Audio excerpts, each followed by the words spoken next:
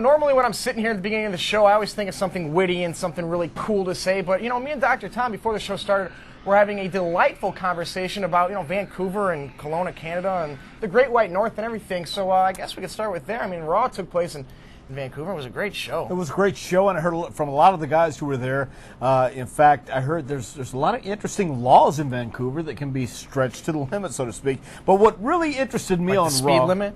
No, we're not talking about the speed limit. There's other things in Vancouver you can do a lot with. But the really interesting thing to me on Raw this past weekend, besides the fact that Trish Stratus was in her home country, so to speak, what about Gail Kim's change of attitude, turn of events, so to speak? I mean, what do you think got into Gail Monday night? I don't know. We might as well talk to someone who probably has a little more input than you or I. Let's talk to the new women's champion. We have her on the phone right now. Ladies and gentlemen, joining us now is Molly Holly. Molly, you're on the phone with Josh Matthews and Dr. Tom. How are you? Hey, I'm doing good. How are you guys doing? We're doing excellent. Good. Excellent.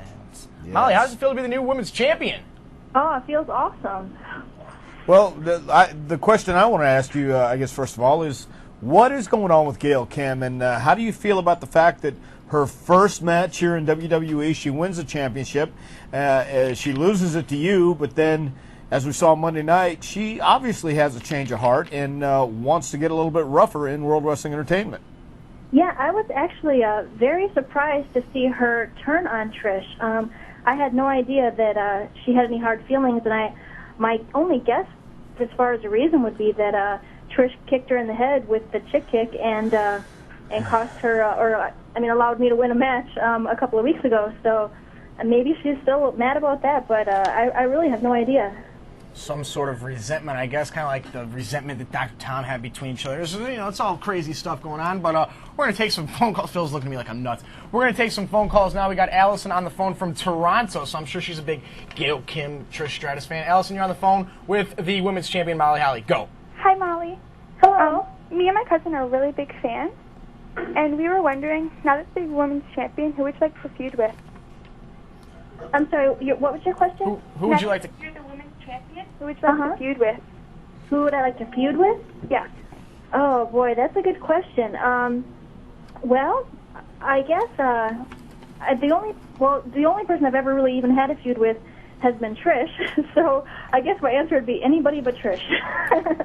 No, I don't. There's so many girls that I would love to compete against. I mean, when Jazz comes back, I would definitely love to feud with her, and or Ivory too. I mean, Ivory is definitely one of the best women wrestlers that we have, and so I guess maybe Ivory. Molly, you've also competed with Jacqueline, I don't know, quite a few times.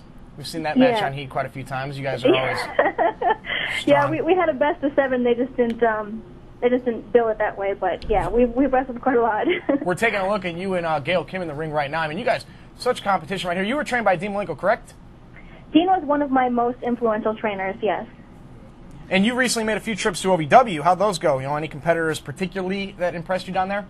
Oh, there are so many talented people in OVW, and people are coming up all the time, like you've seen, like with the Basham brothers and Jackie Gata and Shaniqua, and a lot of people coming up. But it really could be any one of those guys down there. I think they're all ready to make it to the WWE. Yeah, Dr. Tom was down there last week. I was down there when Molly was down there, by the way, Josh. Well, nobody told me. I didn't get them. I didn't get the memo. I realize that. You don't get the memos. But, Molly, I've got to say that the way you come in and not only take to the training, but I'm sure that the girls and, of course, women down at OVW appreciated the fact that the women's champion would come to Louisville and give some advice or some training secrets. Did you find all the girls down there pretty receptive?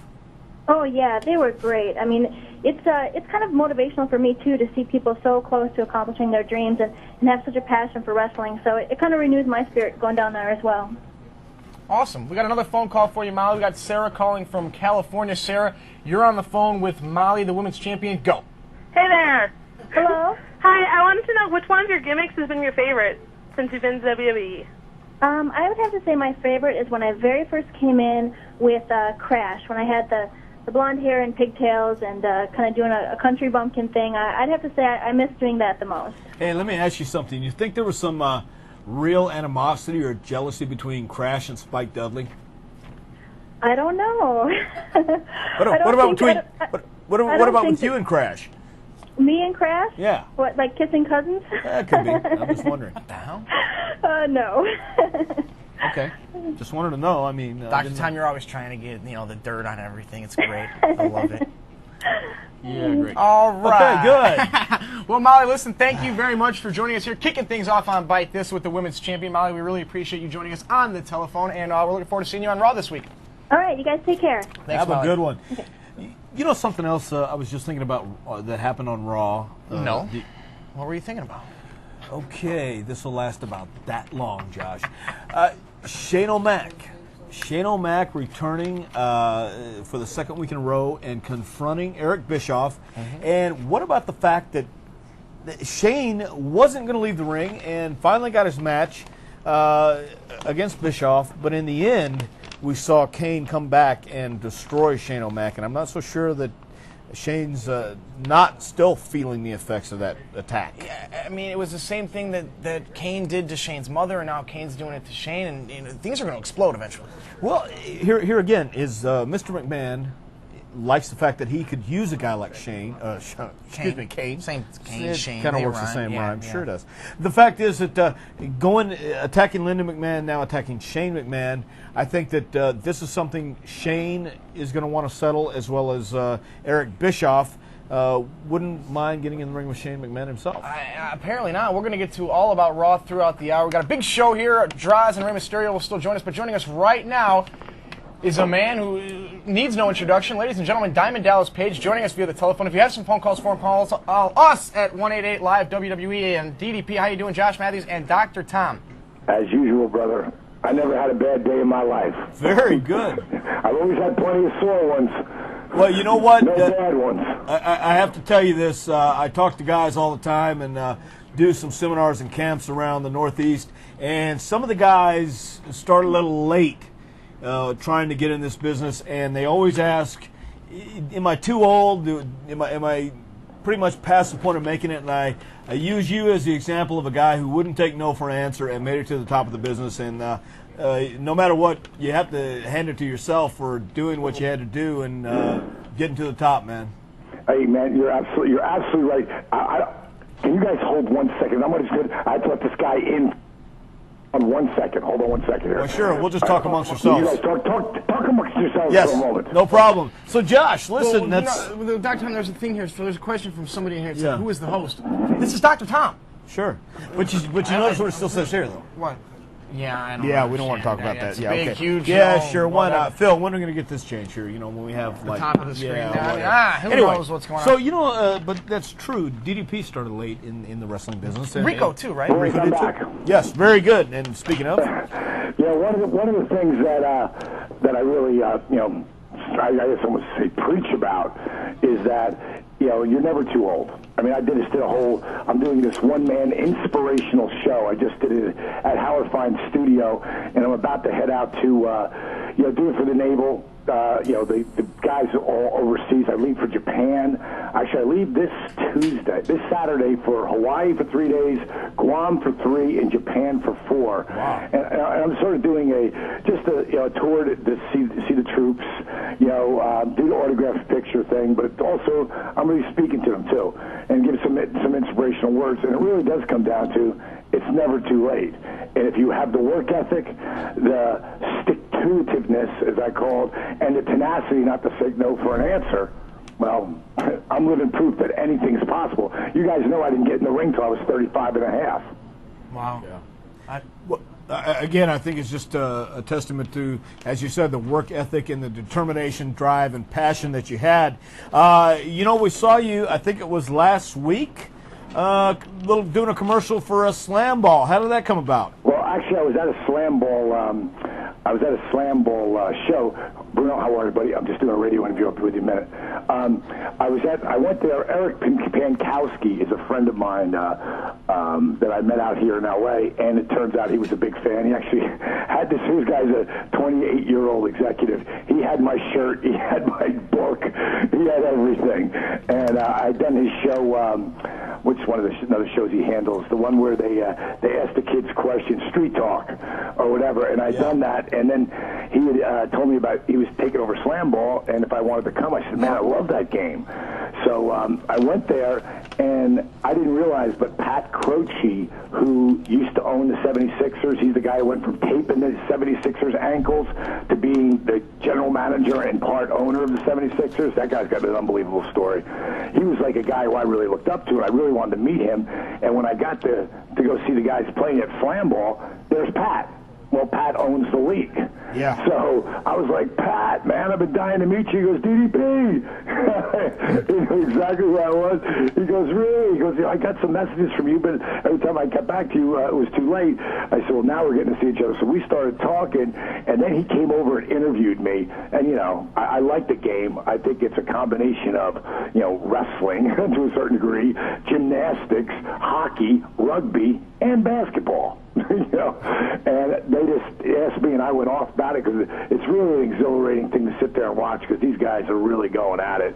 And you know, they asked me to do a promo, and I was right there, so I just pumped it up, because I enjoy it. Awesome. You know, DDP, we got a lot of phone calls, tons of emails. Let's go to a phone call right now. We got John Paul calling from Dallas. John Paul, you're on the phone with DDP. Go. Hey, DDP, how you doing? Hey, man, great. I got a question. I don't know if you checked out Randy Orton lately. And I But did it what? seems like he's taking your move. Oh, Randy Orton. Well, you want to know Yeah, the truth it's about just- that? The inside truth on that is, once I knew I had to retire, I called up Randy. And it wasn't like I wanted to retire, which is one of the reasons why I'm not really in the wrestling community right now, because I wasn't ready.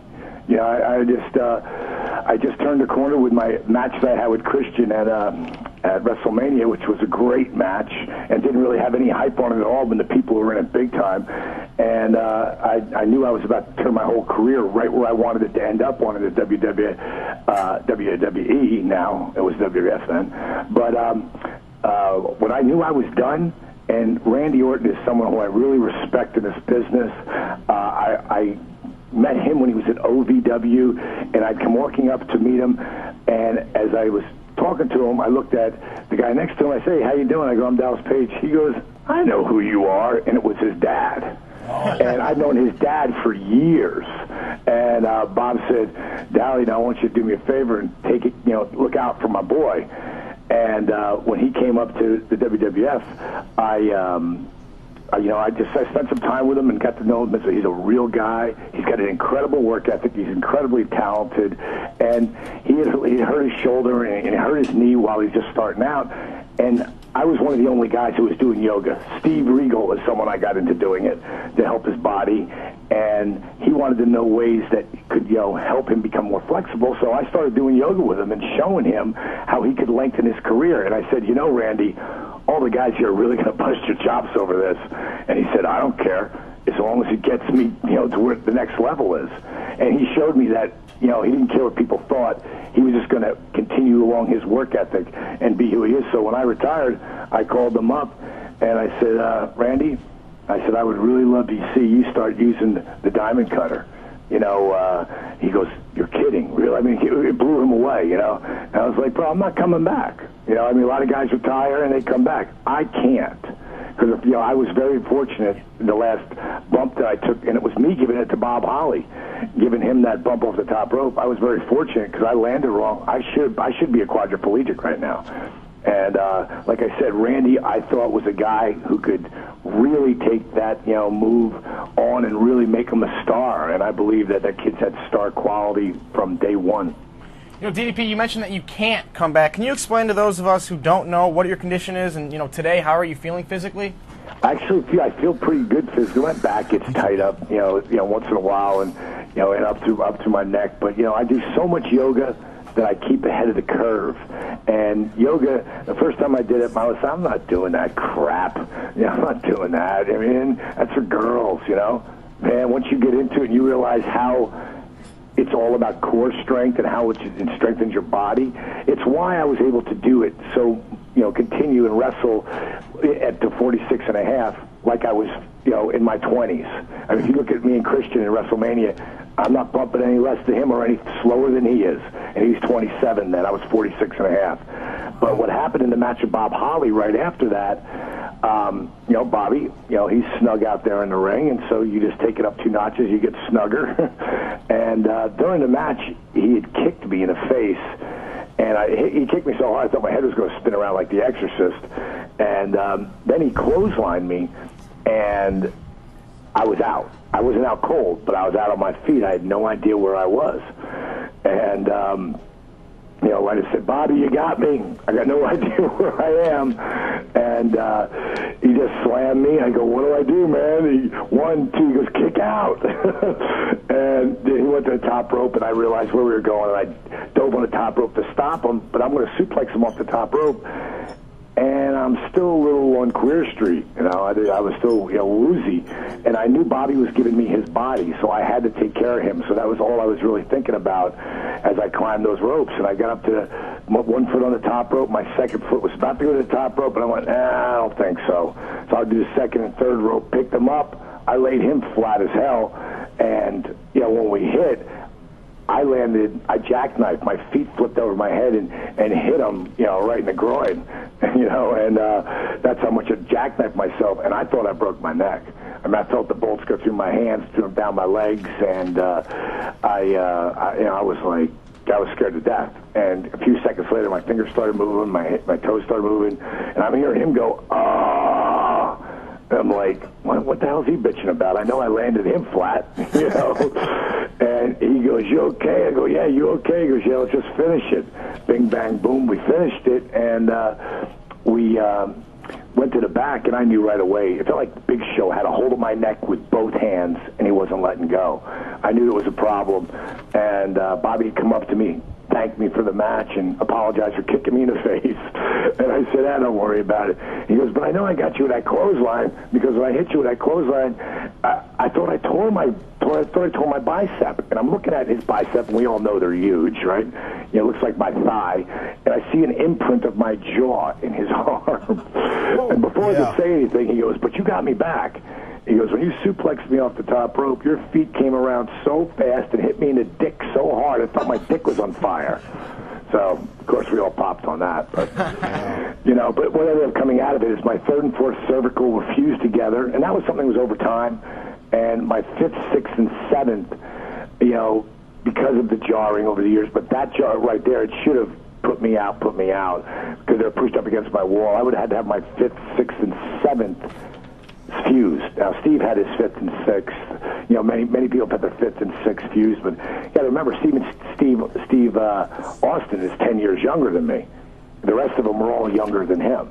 Right. And if I would have been in my 30s, I probably would have done it and come back. But being in my 40s, I was really bummed, man, because with Christian's, my match with Christian, I just turned a corner up there and really was going to become the Diamond Dallas Page, where I love that saying, it's not a bad thing, it's a good thing. It would have been a combination of that character and who I was in WCW, and that's the guy who drew the money. That's the guy who was world champion. That was the character people paid to see and bought all the dolls and the action figures and the bowling balls and every other damn thing. Right. So that was really bummed, and that's why I didn't come to be a color guy or any of that, because I wouldn't have been able to do the job that Vince would expect of me. And at some point in time, I'm sure if there's a door opening, that may come back around, because they don't have a color commentator doing right now as a 3-time world champion. That has that. I have a lot of fire when I really am jacked up about something. That's why I'm doing the inspirational speaking.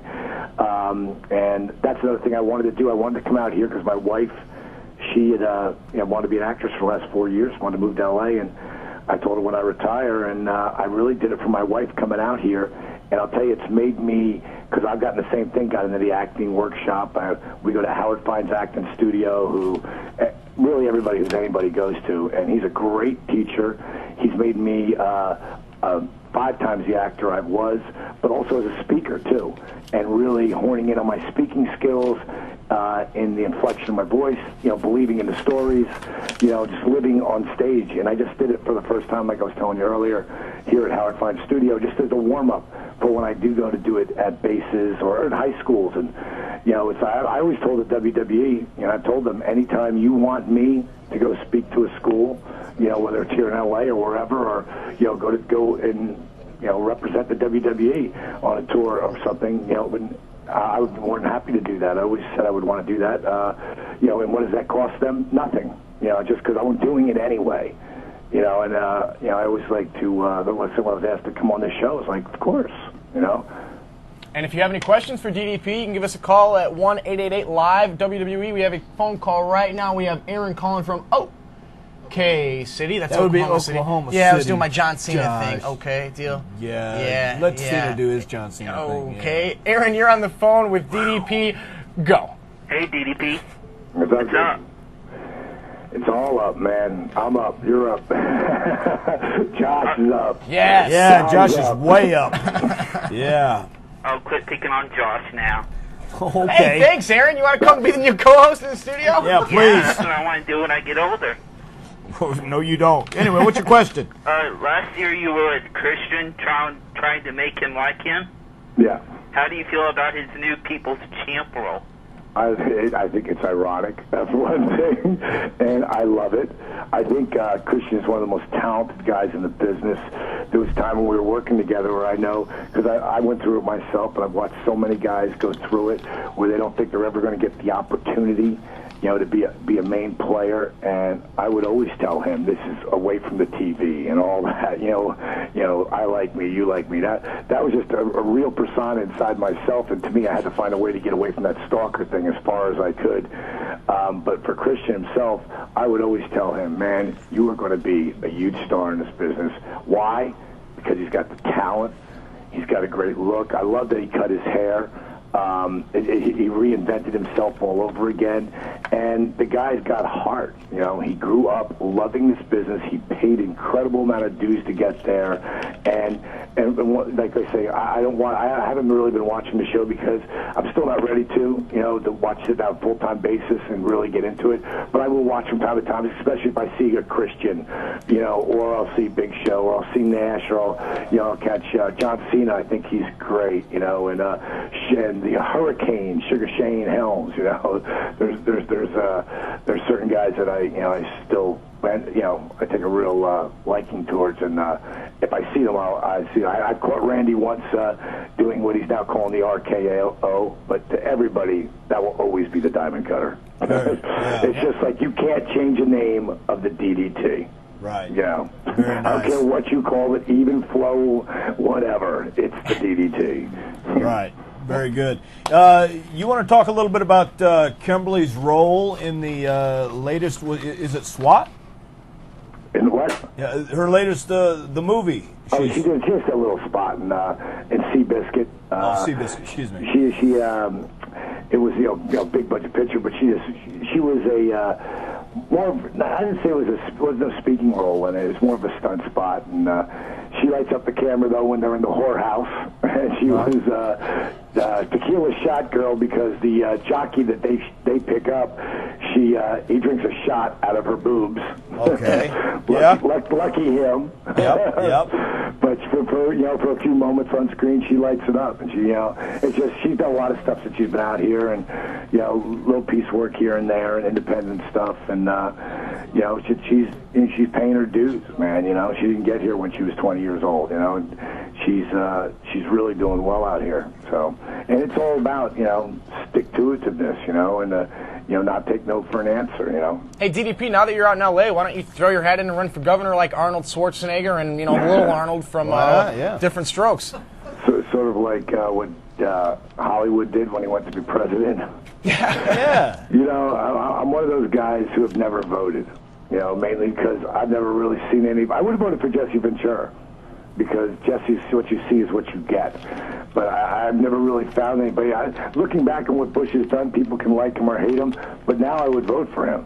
Because I think that, he's from being, made he look like a boob the way everybody explained him to be, but, he stepped up when it got really heavy out there, and as far as I'm concerned, I like the guy, so me running for president or governor, it's funny because in the begining, I didn't think I could, after Jesse and the stuff Bill Clinton did, I didn't think I could pass the background check, but now I'm not so sure, Yeah.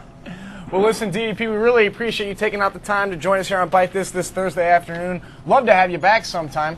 Well, yeah, just stay in touch, man, because I've got stuff going all the time, and like I say, this tour I'm going out with, for the service and stuff, and that invitation's always there for me to talk to schools out here, and as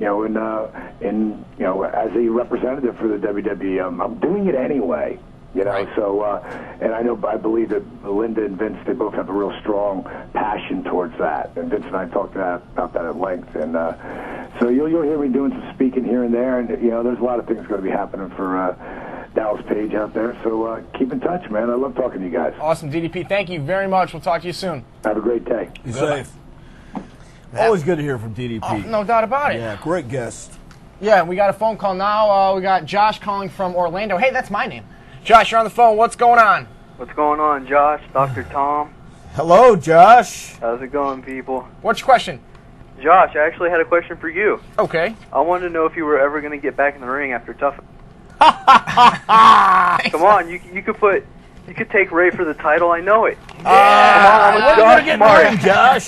Come on. I don't think that's ever going to happen. Hey, there you are. Got it. Come on. No. Yeah, I think, come on, Josh. You got it. See, Dr. Tom's going for you. No, Right. I love sitting here with Dr. Tom each and every Thursday. I Yeah, love right. doing Velocity with Ernest the Cat Miller. Well, if you ever need help, just, I'll come help you. Awesome, yeah, I'll get your phone number, stay on the phone, I'll get your number after the show, and we'll talk. We'll do the whole thing. Yeah, Come guys on, I can do a run-in. A run-in. Be called Double sounds J's. that sounds like a great idea. That's a great All right, idea. well, thanks for coming. Oh, I thought you hung up on me before. What? You're supposed to get the number for him, man. Josh, Phil, you cut Josh him wants to off? go- Yeah, what? There goes my big time, Yeah, run big for, time, maybe I'll run for governor of Sure you will. Connecticut. Yeah, that'd be All great. sorts of stuff. Yeah, you live in Connecticut, you'd vote for me. Oh, yeah, I'd vote for you. Still plenty more to come. The Cruiserweight champion, Rey Mysterio, will be joining us, but right now, throwing in his 2 cents into Bite This week, ladies and gentlemen, Droz, what's up? What's going on there, guys? Droz, how are you today? I am not doing too bad except for the downpours we have going on in Jersey right now. Wow, I saw that, man. I saw last night there was floods, there was mudslides, there was all kinds of stuff going on. Yeah, That was Jersey, wasn't it? Well, I don't know. We around my area, we don't end up with too many mudslides, but I know, the lower lying areas, Atlantic City, and those guys always get flooded out. So I'm lucky enough not to get flooded out here. Well, listen, when I become mayor of, the whole tri-state area, I'll take care of all that, Droz. Oh, that'll be today. Droz, we got SummerSlam's right around the corner this month, the end of the month, August 24th from the America West Arena in Phoenix, Arizona. Looking forward to it. We saw some huge matches being named this past week on Raw. Of course, the Elimination Chamber, RVD versus Jericho. No, is that right? That's not RVD versus Jericho. It's RVD versus Kane. Oh, man. Okay. Josh? Go to teleprompter. Thank you very much, Droz. I think he's Josh has been on the road for a little while, man. Yeah, okay, that explains it. So, Josh, what do you think about the the Elimination Chamber going to take place at SummerSlam? You know what? I'm actually looking forward to it. Of course, everybody was looking forward to Hunter versus Goldberg, but I'll tell you what, I think this is going to be a lot more exciting. You have so many competitors in there, and there's so much going on. It actually is kind of a mind fry to the fans because there's going to be so much going on in there, and I'm really looking forward to it. I can't wait to see the event. Well, it's one of those things, Droz, where it came from being Triple H versus Goldberg, and then it got thrown into adding Nash, Jericho, Heartbreak Kid, Randy Orton, and of course Goldberg and Triple H. It kind of throws a monkey wrench into the fact that it doesn't matter if it's Triple H or not who gets pinned, because he could get pinned early in the match and be out of the running again. So I hate monkeys. Yeah, I hate monkeys too, Josh, and I hate you as well. But the fact is that anybody could be the world champion, and it kind of leans in Goldberg's favor, if you ask me. Well, it definitely does. I mean, like you said, there's so many guys that are involved in this, and Hunter doesn't have to lose. His shoulders don't have to be pinned. So, we're looking forward to having 6 guys out there that are top-notch athletes, top-notch performers, and anybody can win it. And yeah, it does lean towards Goldberg, but in this type of event, it leaves it wide open, for an underdog to come up from the rear and win the belt. Yep, Very we're nice. headed full throttle towards SummerSlam. I know a lot more matches will be made, of course, from the Raw and the SmackDown side of things. Draz, what can we expect in the column this week? Well, last week, they dogged me again with SmackDown, so I wasn't able to write. I'm going to probably put a little about last week's SmackDown, and of course tonight, watching to see what goes on. But for Monday night, reading on WWE.com and watching the match, the Van Dam Jericho match. What a performance those two put on. Yeah, no doubt about it. And those guys just came from Australia too, so they really worked hard on Monday night. I mean, flying here and there, but going out there and putting the show on that they did. I mean, it's great to see that. It's great. I've said it before. I remember when they did a tables, ladders, and chairs match once. It wasn't a pay-per-view. It's great seeing the guys just going over and above everything, and it's great to see. It's great for the fans to see. Hey, one more thing, Droz. Shane O'Mac, Eric Bischoff, your thoughts? Oh, this past Monday on Raw, man. What's that? This past Monday on Raw, we saw it explode. I was really hoping to see Shane-O go at him, and then, of course, with Kane coming out. And I'll tell you what, I was surprised Kane survived those two chair shots from 2 weeks ago. Yeah. But Kane definitely got his redemption on Shane on Monday night, and I'm actually glad. I'm looking forward to see where those two end up, and especially if they end up in a pay-per-view match, you never know what Shane's going to do, and that's the scary part. Yeah. Can't wait to see what's going to happen this upcoming week on Raw from Moline, correct? I don't really go... Yes, Moline. Moline. Yeah. SmackDown's in St. Louis. The St. Lunatics better watch out when SmackDown comes to town this upcoming week. Droz, listen, we appreciate you joining us this week, and like last week, and we're going to talk to you next week as well, I'm sure. Okay. All right, Droz, be good. You guys be good, and Doc, have fun dealing with him. Oh, I will, man. Big shout out to Howard Finkel, too, by the way. He's Howard. Yeah. Big shot, then. That's right. All Have right, a good one, guys, Droz. be good. Later, Droz. See ya. Hey, Dr. John. Yes, sir. If you get a chance later, give me a call. I got to get your numbers and everything again. Oh, you lost it again? Man, you know me, dude. Yeah, it's okay. Just do it now. Just give it to him now, Dr. Yeah, Tom. over the phone. Get over the line. Give it to him That's now. it. Yeah, okay. My number is... Hey, that's my phone, Dr. Tom. No. That's my phone. Anyway, all right, man. I'll give you a call later. All right, thanks, Doc. This is a great phone. See you, Droz. Can you zoom in on this number? Hey, next week Dr. Tom's not going to be here. That's too bad. Nunzio will be live. Drop my water. Hey, let me Nunzio. tell you something. Nunzio is going to be a great guest host because he doesn't put up with much crap. No. He doesn't put up with any crap. No, I wonder if the rest of the FBI will be in the house. Never I know, hope not. pal. Nunzio will be here live in the studio. Dr. Tom, of course, will be in Louisville with everyone you guys training want me to give down you a in call? OVW. Sure. Dr. Tom, what are you doing? I'm looking at with these my balloons phone? on your SmackDown, phone. SmackDown, of course, comes to us live tonight. SmackDown comes to us on UPN tonight. I'm looking forward to that. Of course, the huge steel cage match between Brock Lesnar and Mr. McMahon and the special guest. this afternoon, man? No, I was in the gym all afternoon. Oh, The special, no, you weren't. Yes, I was. I was the in the special gym guest till referee, 1:30. of course, the WWE champion, You Kurt weren't there. Angle. And joining us now is a man who will be on SmackDown as well tonight, the reigning and current Cruiserweight champion in the WWE, the man of 1,000 masks, if you will, Rey Mysterio. What's up, Ray? Dr. Tom and Josh Matthews on the phone. What's up, Dr. Tom and Josh? How y'all doing, man? Doing great. How Time no much? see. What was it, 2 days, maybe? One? It's what? One day I haven't seen you guys? 2 days, maybe? Well, a couple of days, Ray. I miss you already. Yeah. How y'all doing? Very good. Good. If you have any questions for Rey Mysterio, give us a call at 888-LIVE-WWE. Put a 1 in front of that. Ray, how are you feeling about SummerSlam? After the match you had last year at SummerSlam against Kurt Angle, are you going to be able to top it this year? God, it's, you know what? It's always hard to top something that you already that's been passed. It's in the past. But whatever's going to happen this year is going to happen, and I'm looking forward to just being in SummerSlam and putting on a hell of a show. Great, man. Let me ask you something about Billy Kidman real quick. Kidman was out for a while, then he came back, and we saw him in the crowd watching a couple of your matches, seen you guys team up a few times. How do you feel about Kidman nowadays? You know what? It was kind of awkward at the beginning when he came back, and now that we're tagging up and we're teaming up again, we're going to the past. That's how we hit it off back then in WCW, and it feels good. I think our chemistry is definitely back in the ring. I think we have the capability to become tag team champs. We work hard in the ring, and we know each other so well that we've got it mastered.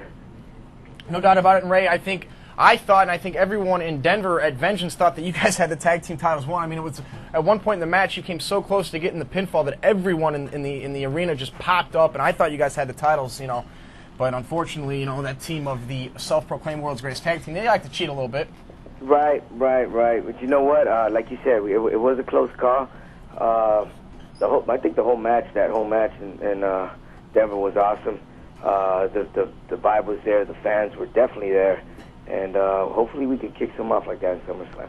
No doubt about it. We got lots of emails. We got a phone call right now. Mike is calling from Virginia. Mike, you're on the phone with the Cruiserweight Champion, Rey Mysterio. Hey, how's it doing, guys? What up, Mike? Ray, I was wondering, who's your favorite guy to wrestle against? Like, who really makes you feel good in the match and makes it fun? Yeah, one of my favorite guys. You know what? I have several of them that I can go out there and rock it and have a good time and come back and feel happy with what I did, what I've accomplished in the ring. But I'm just gonna, instead of naming one, I'm gonna state out a couple, and that goes for Kurt, that goes for Eddie Guerrero, that goes for Jamie Noble, and I can keep on naming people. Ray, we got another email question along those lines from Camilio. I hope I said that name right, from Silver Springs, Maryland. When will the classic match of Rey Mysterio versus Ultimo Dragon occur? When would that occur? You looking forward to that match too? I think that's way down in the future. Some that has to happen later, if it does. You know, so much competition here going on right now. So much competition. No doubt about it. But I think it'll definitely happen. You're the hunted too right now as the Cruiserweight Champion as opposed to being the hunter. Is it a lot different having the title as opposed to searching for the title, going after it? You know what? When you're striving for that title, when you're hunting for it, it's hard because you either get one shot or two shots, and then that's it because another one comes along. You know, so if you didn't do it within those two shots, you're screwed. But once you have it, I mean, it's on the table. Whoever wants to come and get it, because Rey Mysterio does not hide. What about any of those cruiserweights out there that deserve a shot at the title? Anybody that you would look forward to putting the title up against right now? Yes, and just like they mentioned before, I think Ultimate Dragon is a great guy for a shot at that title. You know, who else? I think Spanky. You know, Spanky is a hell of a cruiserweight too. Jamie Noble, you know, me and Jamie Noble hit it off at the beginning of my career here in WWE, and they haven't seen us against each other. So, especially for the title. So there's another guy who back then I was chasing his title, right? And now it's hopefully he can come and chase mine. Well, I thought it was a great night when you won the championship and you had your wife and son at ringside, and the emotions were raw, they were real. And that's something that WWE, as well as everybody on the roster of Raw and SmackDown, go out and actually have that passion every time you step in the ring. I just want to touch on something that Josh said when he introduced you, Rey Mysterio, the Man of 1,000 Masks. Of course, that name was given to Mil Máscaras years ago. I know that your uncle, Rey Mysterio Sr., is the man that you patterned yourself after, but what kind of influence did Máscaras have on you growing up as well? Big influence. Big influence. I saw him perform with my uncle many times as partners, and I mean, he's a legend, without a doubt. He's a legend.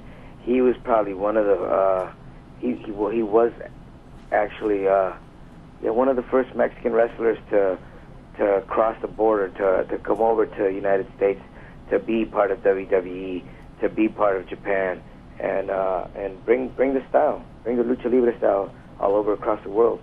So much respect for him, and I actually had the chance to perform next to him in one of the shows that we did down in Tijuana a couple of years back. So that was a good moment for me, and I think he respects me a lot too, because every time I would see him within the past 2 years, he would say that I was doing real good and that he was watching me on television. So that makes me feel good too. Great. Any chance, just want to touch on this since we're on the same subject of Máscaras and guys like El Santo and Blue Demon and like that who did movies in Mexico. Anything like that in your future? Guys, I would hope so. I would hope so. I would like to do some type of movie or television series. I've always wanted to look up ahead. I know wrestling has been my life, and that's what I always look to do. But would like to start doing something, especially that WWE gives you the opportunity to transcend, to explore different opportunities, not just wrestling. So I'm hoping within a couple of years I could move on. And the phones are ringing off the hook now, Ray. We got B.A. calling from your part of town, San Diego, California. B.A., you're on the phone with Rey Mysterio. Hey, Ray, how's it going? What's up? Who's this? I was just wondering, would you ever throw out the first pitch for the Padres in Petco Park? Would I ever throw the first pitch? In Petco Park for the Padres. Oh, hell yeah. Hell yeah, and I hope somebody's listening to this because I would throw that first pitch. Hey, Padres, whoever is in charge over there, make sure that Rey Mysterio gets to throw the first ball out pretty soon. All right, please. Very nice. Ray, we got lots of other emails here. Let's pick one out here. We got one from Charlotte of Stanton, California. What was the last movie you saw, and what's your favorite movie of all time? The last movie I saw would have to be Bad Boys. Bad Boys Part 2. Oh. Went to go see it at the theaters. And my favorite movie of all times, I would have to give it to old school Scarface. All right. Right on, right on. So there you go, Charlotte from Stanton, California. You got your question answered by Rey Mysterio. Let's go to another one, Dr. Tom. What do you think? Sure, why Another not, Josh? email question. This is from job. Chris of White Plains, New York, which is right around the corner from us here in Stanford. Sure. Has the U.S. title that was brought back to SmackDown hurt the Cruiserweight title at all, and why or why not? No, I don't think so. I don't think any other title that's different from the Cruiserweight would hurt. You have a roster for people competing against the U.S. title. You have a roster for people that could compete for the Cruiserweight title. So I mean, there's enough for everybody, and without hurting any titles. So something that we haven't seen here, and it's something that I might look forward to doing. If I get another shot at that tag team belt and we win those belts, I would like to move on. I would like to get a shot at the U.S. title. Well, it wouldn't hurt me one bit to carry 3 belts around my waist. And now let's go to the phone calls again. The phones are just ringing off the hook for you, Ray. We got Justin calling from Pennsylvania. Justin, you're on the phone with Rey Mysterio. Go. Hey, Ray, what's up? What's up, Justin? My question is, were you ever thinking about coming back with the Filthy Animals or any other stable like that? Right now in WWE? Yeah. Haven't thought about it now. Me and Kidman go back and we crack on ourselves just on what we used to do back in WCW, and we have fun just reminiscing. But not really. We really haven't sat down and talked about recreating something like that. But it's a good thought, though. Justin, there you go. Thank you for the question. Lots more emails here. We got one from Mike of Long Valley, New Jersey. Do you have a name for the maneuver that you used against Jamie Noble a few months back when you sat on his back and flipped him into a powerbomb? It was so innovative and fresh, it left me in awe. That's from Mike of Long Valley. Sunset Flip Powerbomb. There you go, Mike from Very Long nice. Valley. The Sunset Flip. Hey Ray, let me Powerbomb. ask you something real quick. Yes. Have you thought about taking your mask off here in WWE like you did in WCW? No, I haven't crossed my mind yet. I do see a lot of fans that when I either come back to the show or I'm at the airport, they recognize my face, they know who I am, and even though that, they still respect me in the ring. When I go out and perform with my mask, like if I've never lost it. So that makes me feel good. That makes me feel proud of what I've accomplished in this business. So I think I want to continue with the mask on right now. I want to get more of a feel of it. And at this point, you have, 65 or 70 of them that you switch every week? Try to get a new outfit for SmackDown every week. And usually get about 5 outfits a month. Wow. Yeah. Wow. Let's go to the phone. Let's go to the phone calls again. We got Tabitha calling from St. Petersburg. Hey, that's in Florida, right, guys? Yes. Tabitha, you're on the phone with Rey Mysterio. Hello? Hey, how you doing? I just wanted to know if you were ever going to go for the WWE title. The heavyweight title, huh? Yeah. Yes, I would love to. That, believe me, that has crossed my mind many times, and that would be something historical if I ever got a shot, if I ever won the belt. So yes, that has crossed my mind many times. I've actually won it like once or twice in my dreams, and then I'd wake up and that was it. But yes, that has crossed my mind. Well, Ray, you've taken the current WWE champion, Kurt Angle, to the limit. Last year at SummerSlam. Right. So, I mean, right. it could be possible to see the heavyweight championship around the waist of Rey Mysterio. Wouldn't it be cool if he had the cruiserweight championship and the WWE championship? Yeah. Hey, Ray, and the U.S. championship and one half of the tag team champions if you really want to. Well, one thing we say, anything is possible in WWE, and nothing more could be nothing more could be closer to the truth than the fact that you might be able to get Kurt Angle one more time and become WWE champion. You're right. Yeah. I mean, like you said, Doc, anything's possible. Anything's possible in this business. So, and with WWE giving the opportunities they do, I wouldn't mind to get another shot at that title. Ray, we got a lot of instant feedback coming here right now. We even have some email questions. Any chance of teaming up with Dragon and going after the tag team titles? That's another option. God, we got so many things right now. I mean, me and Kidman we're clicking so good right now. But if for whatever something doesn't happen right, or I still got a cruiserweight belt around my waist, which I need to defend. And if there's nothing there, and I need to find another tag team partner, I'm gonna go ahead and look for it. And if it's Dragon, it's Dragon. All right, let's go to the phone calls again. We got Chris calling from Sacramento. Chris, you're on the phone with the WWE Cruiserweight Champion, Rey Mysterio. What's up, Ray? What up, Chris? How you doing, man? You're awesome, man. I'm so glad to talk to you. I remember a lot of people always attribute the success that WCW had when it had the streak of #1 shows to the fact that they bought the big guys, the Halls and the Nashes and stuff. But it seems like WCW at that point was leading the way with the cruiserweights. Do you guys ever feel like you kind of got gypped on the success because of so much attention paid to the big names? Yes, I'd say without a doubt. I think for them at the time was just go out there and put on a good show, and not worried about getting a certain wrestler to the top. It happened with me for about 2-3 months when they worked the Killer Giant, but then after that it was all gone. So. And there were so many cruiserweights back there that could have led the path for other cruiserweights. But time has passed and we got to move on. So I'm looking forward now. Very good. You want to talk a little bit about your DVD that came out, 619? I know there's a lot of really cool stuff on there. Sure. With that DVD, we came down to San Diego and we shot some stuff here in my house, showed them around my house. I took them down to Tijuana, Mexico, which is like 15 minutes away from my home. And we crossed the border, and had a kick out of it, man. I think it was the first time for the film crew to be down there.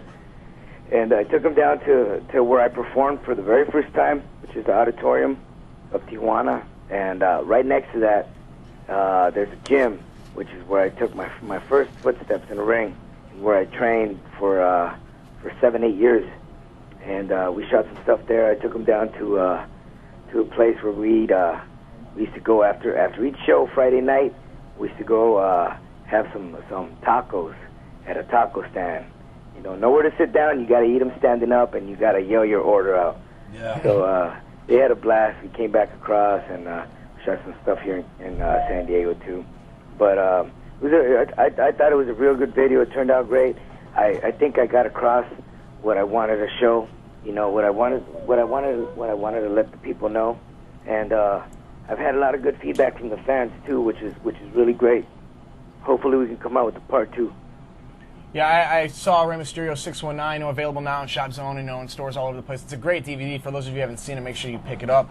Let's go to the phone calls again. We got Jake calling from Portland, Oregon. Jake, you're on the phone with Rey Mysterio. Jake, are you there? Yeah.